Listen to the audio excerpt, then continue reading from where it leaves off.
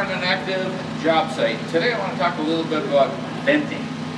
Now, it really doesn't matter if we are standing in what is going to be used as a garage or if we are standing in a building that is going to be a dwelling or a living space. Venting works the same in either case. So I want to talk about a couple of things about venting, why you're venting it, and kind of how to vent it. So let's start things off with why do you vent a building? So you vent a building because environmental physics says that hot moves to cold and wet moves to dry. Okay? So if you think about it, if you have a heated living space below where we're standing and it's not sealed, in other words, you might have sheetrock, you might have WP4, which is a car siding or wood, but you don't have that vapor barrier, that plastic to try to stop some of that hot, moist air to come up. What's going to happen during the winters in the northern climates like we have is that hot, moist air works itself into the attic area where it cools rapidly and condensates on the roof deck, the trusses, and what is the big problem is when the sun comes out, warms the roof deck, and then water starts to run. It goes back to water instead of frost. It starts to run to the outside walls. If it's heavy enough, it might drip down the trusses, drip on the insulation that most likely is upstairs, and that creates huge problems. So, what do we do to fix this problem? First and foremost, an attic area, the objective of an attic area is to keep the rain off of the ceiling. If you think about it, that's it. Okay? The objective here is if you could have the attic space the same temperature as the outside space, that is perfect, because then you don't end up with a condensation point because they're the same. So, the ways we try to do this. Insulation, first and foremost. You insulate the ceiling to at least an R38. I personally, I like much more than that. I like closer to an R70, 72, but you have to you have to vent properly if you're going to go that route. If venting is plugged so it is not transferring this air in here closer to the outside air temperature, you will have some issues. So how do we do that? First and foremost, let's look up. We're in the middle of a site that's being done. This has a vented roof.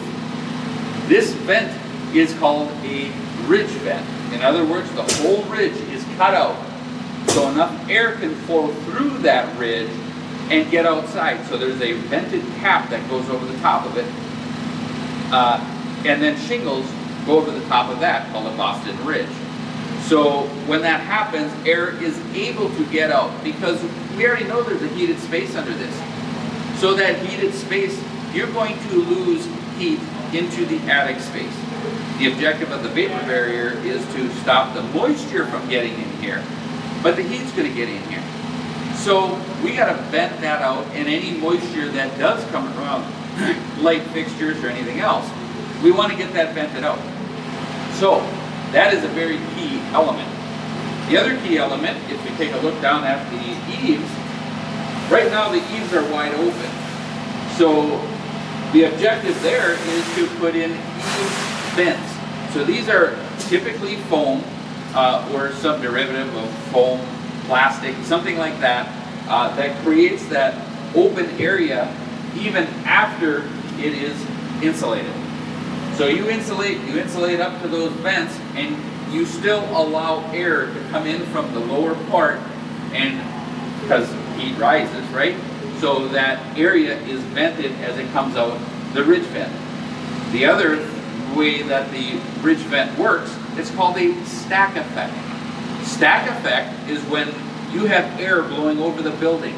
It actually creates a low pressure on the downwind side, and it more or less sucks the air out of the attic space. But you want it drawn in down low, and that's why the vents are down by the eaves. So that air is exchanging more of the air in the attic.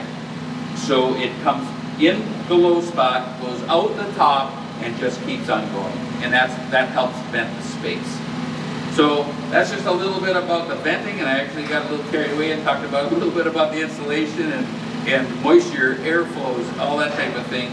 But I'm trying to make a point that when you are finishing your building, let's say for instance you ask Economy Garages to build a building for you, it's going to be used as a garage, then you fully insulate it because you're going to heat that thing.